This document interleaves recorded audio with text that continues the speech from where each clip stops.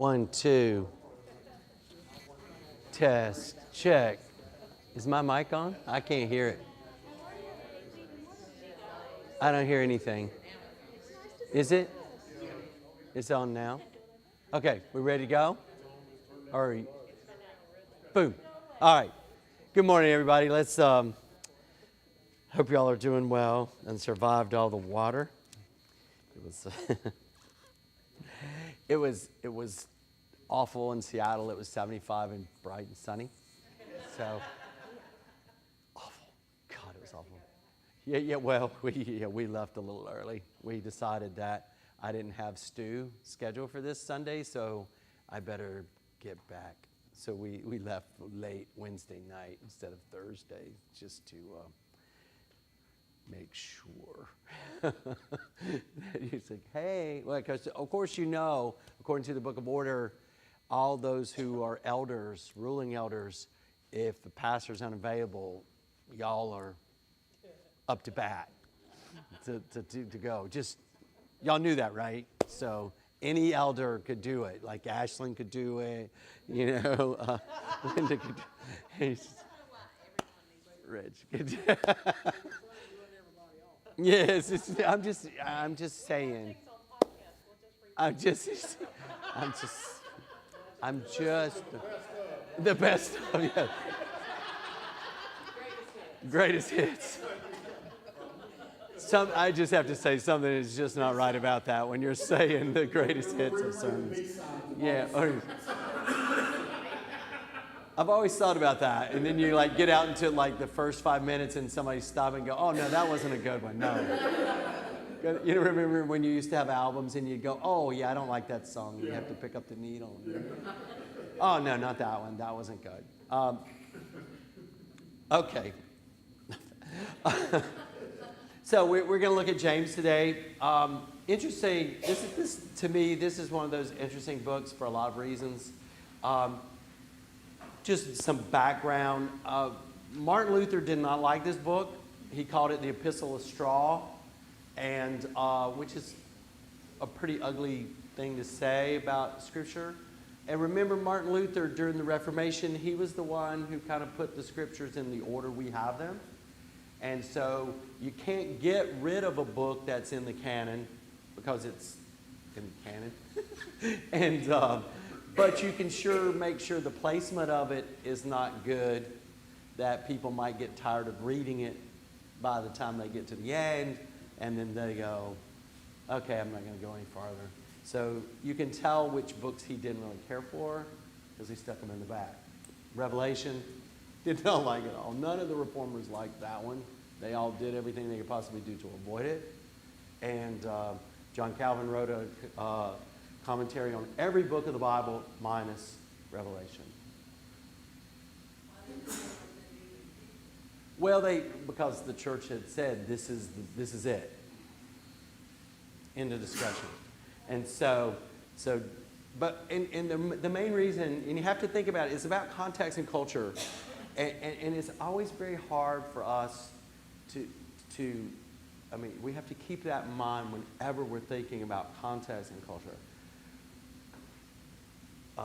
Martin Luther's big thing was justification by faith. Grace. Grace, grace, grace, grace, grace. It's grace, grace, grace. Not works, works, works. And he was fighting his own demons about that. And so what does James talk about? James talks about doing, and we're going to get to that when we hear this passage today.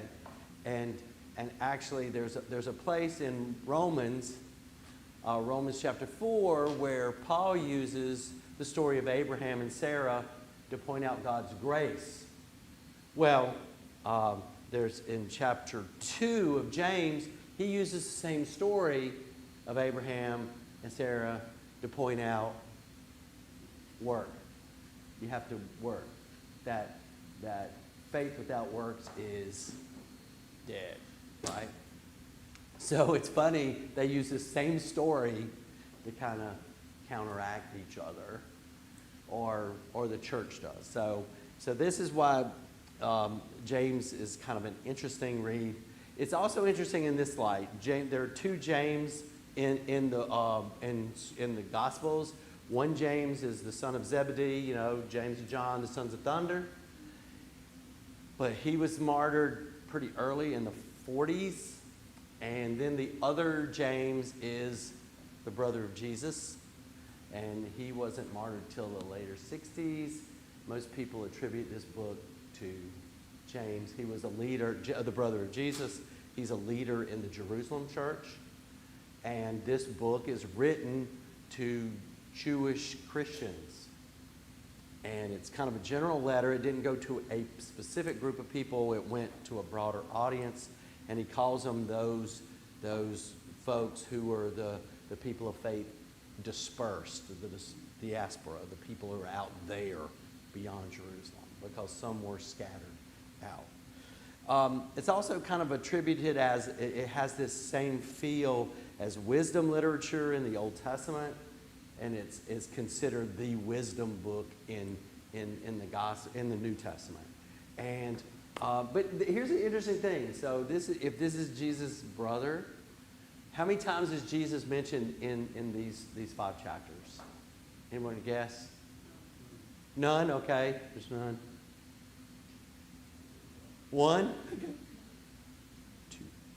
2 times in 5 chapters. Jesus makes 2. So you can either say, that's odd, or you can go, well, that's like a sibling, right? Yeah, I ain't naming him. He may be the savior of the world, but I ain't naming him. No, so I don't know. But he deals with things in a certain way. And so this part is, what we're going to hear is probably one of the most common pieces. But this book was written to these Jewish Christians who are of somewhat modest means, and it comes out in the book, especially like in chapter 2 and a little bit farther along, that he has nothing to say about wealthy people at all. If you're wealthy in any stretch of imagination, he's not very nice. And apparently that the wealthy people were persecuting these Jewish Christians, and then that's when James is going, hey, in chapter 2, these people are the ones who are taking you to court and they're persecuting you, yet when they show up at your gatherings, you welcome them down to the front and bump other people out of their spots for them. And it's like, stop, don't do that. But so he has these kind of interactions, and it's an extremely, extremely pragmatic approach to what faith looks like. So kind of keep that in mind as you're listening to this today. James chapter 1, 17 through 27. Here we go. And somebody marked my Bible up with a lot of magic marker here, so let's see if we can do that. Every generous act of giving with every perfect gift is from above, coming down from the Father of lights, with whom there is no variation or shadow due to change. In fulfillment of his own purpose, he gave us birth by the word of truth, so that we would become a kind of first fruits of his creatures. You must understand this, my beloved. Let everyone be quick to listen, slow to speak, slow to anger. For your anger does not produce God's righteousness. Therefore rid yourselves of all sordidness and rank growth of wickedness, and welcome with meekness the implanted word that has the power to save your souls. But be doers of the word, and not merely hearers, who deceive themselves. For if any are hearers of the word and not doers, they are like those who look at themselves in a mirror. For they look at themselves and, on going away, immediately forget what they were like. But those who look into the perfect law and the law of liberty and persevere, being not hearers who forget, but doers who act, they will be blessed in their doing. If any think they are religious and do not bridle their tongues, but deceive their hearts, their religion is worthless. Religion that is pure and undefiled before God the Father is this: to care for orphans and widows in their distress, and to keep oneself unstained by the world.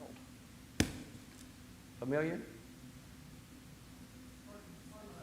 Parts of it, yeah. He has this real, if you listen to him, there's this wisdom kind of approach, very what we would call Old Testament type writing, and how he attacks what they're talking about and how they're doing. So,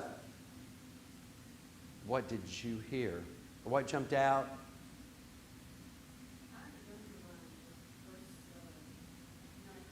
Mm-hmm. Right. Very wisdom-oriented verse, right? That would be something you'd hear from Proverbs. Yeah, don't talk. Listen. These are very practical things here, right? And then it changes over. Yeah, and then he kind of attacks that aspect of it as well. It sounds like he's talking about two different listenings. It's like listening to learn, and then there's listening to go do what you learn. Right. Mm-hmm. Two different things.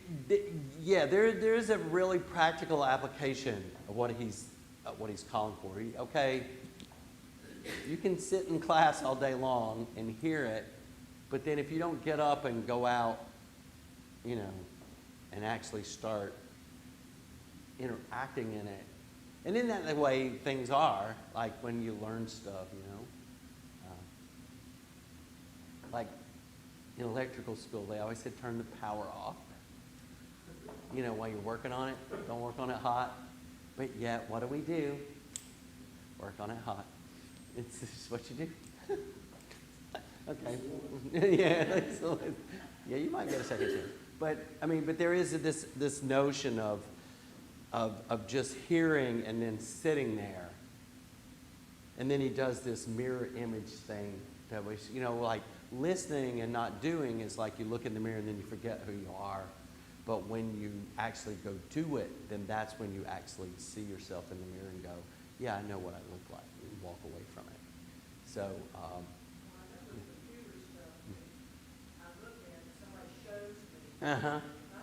do it, get to do it. Mm-hmm. And when I come back to it, Yeah. I've forgotten. Yeah. So it's, I can kind of fit with that, look in the mirror and then not remember. Right.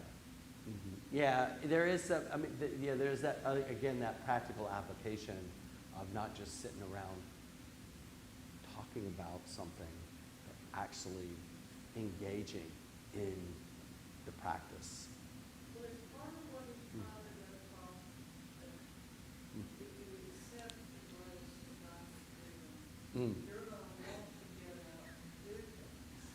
Spoken like a truly Reformed Presbyterian. Yeah. Well, and that, you see, this is the tension of text and the tension of Christianity in the world. And obviously they're going through it too, because you have Paul in Romans saying, hey, it's all grace, it's all grace, it's all grace. And then here you have James going, hey, it's not just having faith, it's practically applying it. So the argument or the tension becomes, and you see it play out in our culture in this way. Do my works produce the grace? That me doing these things provides, what? Or is it that the grace produces the work? Now, Presbyterians, Reformed say it's the grace, then the work, not the work. And our Arminian friends or Pentecostal or the like would say, oh, the work is... Right, that's what, we did, yeah. But yet, according to James here, without the work, your faith doesn't mean anything. See the tension and the balance that well, it's grace, yeah, but it's work. Which is it? And so that's the ultimate struggle and tension of faith. And I mean, Is that some of the reason, some of the splits in different churches? I've always felt like carpet color was the main split reason, but yeah, there's probably others. I mean, yeah. Yeah, no, yeah, the tension of theology, yes, you're right, is that how do you balance those two things? And how is it that the one person could say, my primitive Baptist buddies that I worked with in the electric shop said, we don't send any kind of missionaries anywhere in the world because where sin abounds, grace abounds more so. They don't need it. Because grace is stronger there than because Paul said so.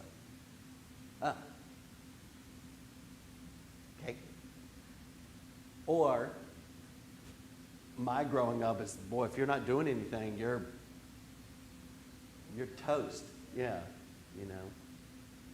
So how do you, and in working with them, it was we couldn't talk about faith because it was just like, you can't be like this. What do you mean you don't send mission? You know, it just was really, it was a lot of tension.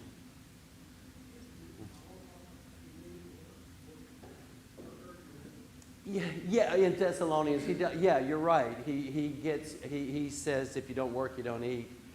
Because those Christians had just, hey, Jesus is coming back. We don't have to do anything else. Let's all just sit down. And I guess for those of us who would sit in our little ivory towers and have conversations about these things for dissertation purposes, that we made it safe because these are really hyper Pauline people versus hyper James people. Yeah, well, we just make sure we go, well, this is obviously not them. It's people who push their issues to the extreme.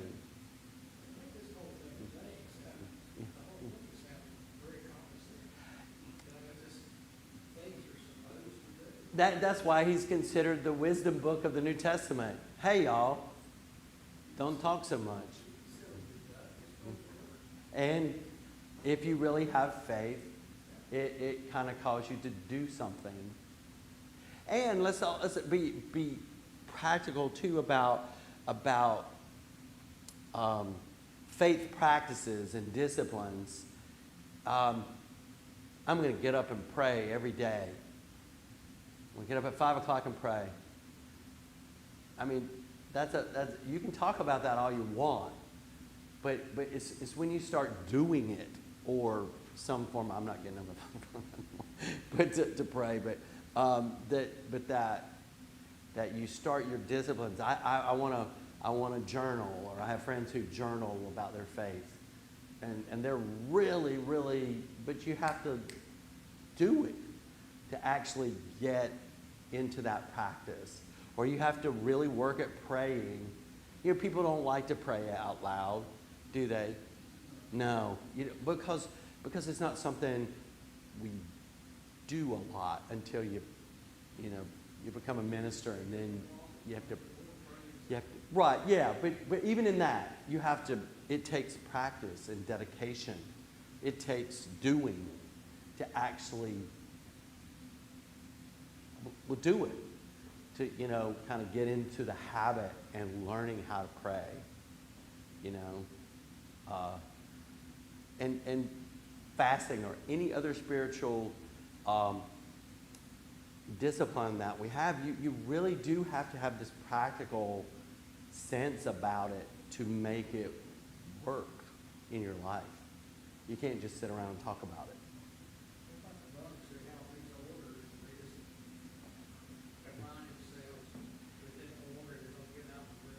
It takes practice. Yeah. Well, I'm sure that they would look at it that way. I mean, they would see it as what we are doing this as our spiritual disciplines, and so they have to be really committed to it. Yeah. Years ago, I heard this and it stuck with me. We were both in time to time. If I was accused of being a Christian, Yeah. evidence stand up in court. Yeah. That's, Yeah, and in a way, isn't that what James is saying here?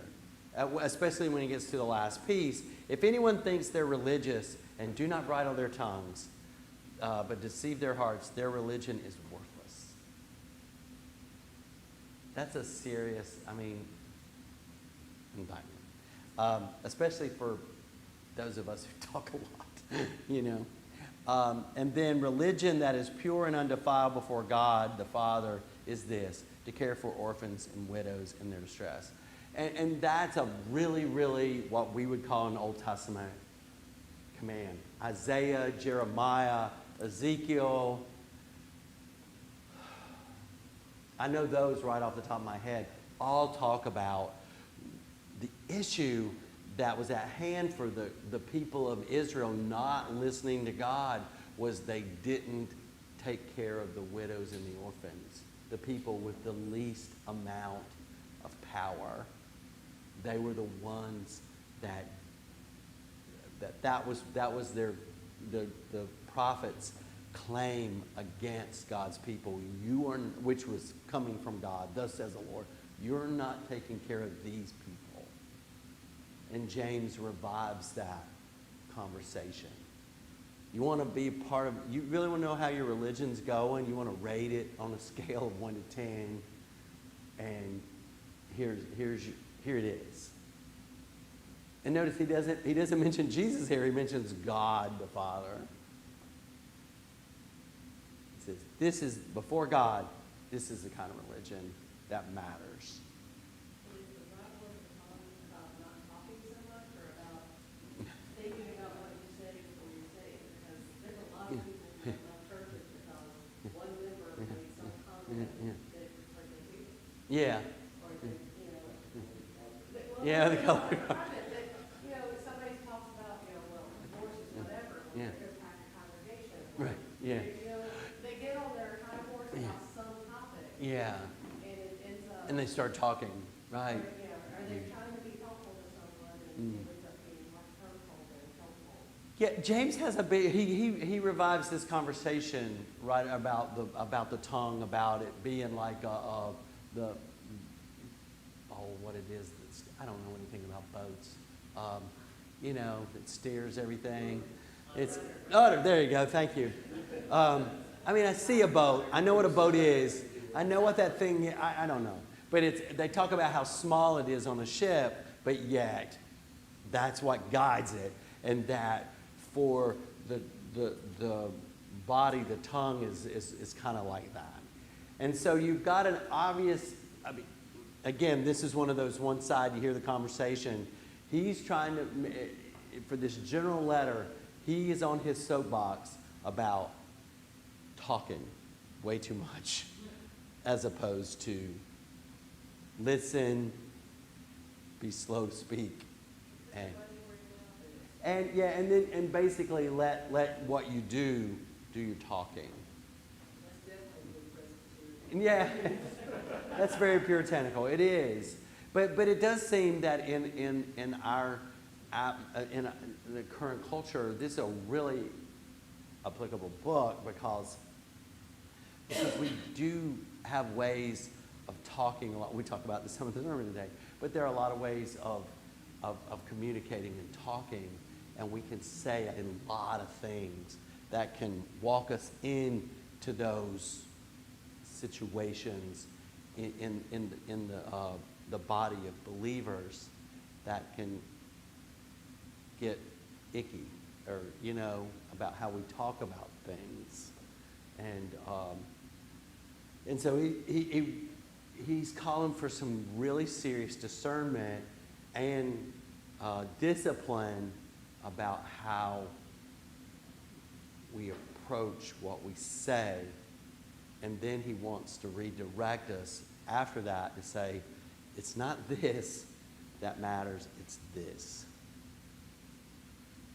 And again, as somebody who talks for a living, I mean, that you have to go, okay, got to be careful here. Yeah. Oh, let me check my time. Oh, yeah. So it brings us to this place. How do we apply this passage to who we are? Especially as Presbyterians who want to talk about grace and faith.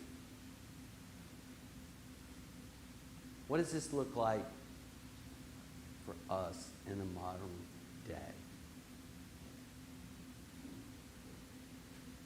What does it mean to be a doer of the word?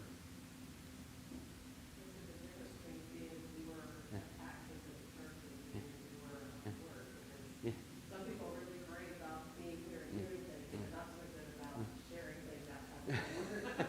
And others are better at sharing outside the door, but Yeah. may not be the ones that are the doers of the actions. And, yeah, and there was, I was reading a lot about this through the week because I'm thinking about hearers, doers, talkers, and one guy gave this example, which he says, well, if there's somebody who has a flat tire on the side of the road while you're driving to church, God would much rather you help that person than be at church. I'm like, wait a second now. Let's be careful how I say that, because I stand up and say that and everybody goes, oh, okay, I'm piling out of here. But, but there is this sense of what does hearing lead us to do? And that's a conversation for the congregation, I think, to have through the session and the like, is what is doing? Is praying doing? I would say yes. Is worshiping doing? Yes. But taking care of widows and orphans, who are the widows and the orphans of our day? Who are the people that who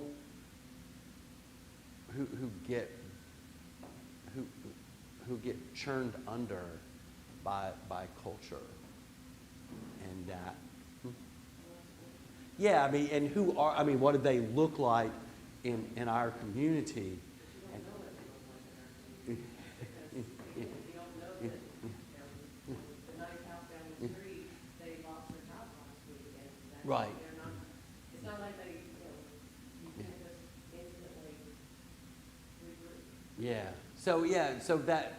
So how is it that we approach helping those people who are in our community who are in need? What does that look like? And how do we do that? Yeah, it is. Yeah, yeah, they do. And if you stand here on a Monday morning and just rate people by the vehicles they have in the line, you're going to become very judgmental. Because it's not the clunker that looks like it's on the side. Could be. But it can also be not. You're right. And so if we stand there and go, oh, that car's a little too nice for that. But they could really be people who really, really, who really do need it because of the recovery, like you're talking about. But the ultimate aspect is that we have people doing that here, helping people. Now, how do we start to reach out to other people? That's another conversation of doing too. And then, I will say this, then as I got to the end of the sermon through the week, I was like, boy, one more time, I'm asking people to do, and people they get tired. So I have to also remember, how do you balance that part too? Or you have to work to keep you Yeah. Yeah. Yeah. Again, it's there. But it is a tension. It is the ultimate tension. And that's, again, I always come back to this notion of TV preacher goes, come to Jesus, he'll fix all your problems. I'm like, come to Jesus and he'll give you a couple of problems, you know, that you have to, yeah, he's like, where do I live in this complete, you know, issue of this is God's grace, but this grace is calling me to do this. And yeah, so then yeah, I have grace, but grace calls me to work. And how do we stay in that? And how is it that we continue to work at doing and developing and growing, and at the same time work on the bridling our tongue thing? Again, from a guy who makes a living talking, you know. So how about we think about that as a church, and we think of what is it that we could be doing to help widows and orphans in our community, and that be a part of who our conversation is as we go forward as the church. We want to be a part of this religion that has worth in the sight of God. And so how do we get there? That's the discussion. Let's pray. Gracious God, we give thanks for your word that challenges us to listen and not be so quick to speak, not quick to anger, but quick to do what you would have us to do to help those who are in need. And it's in your grace and in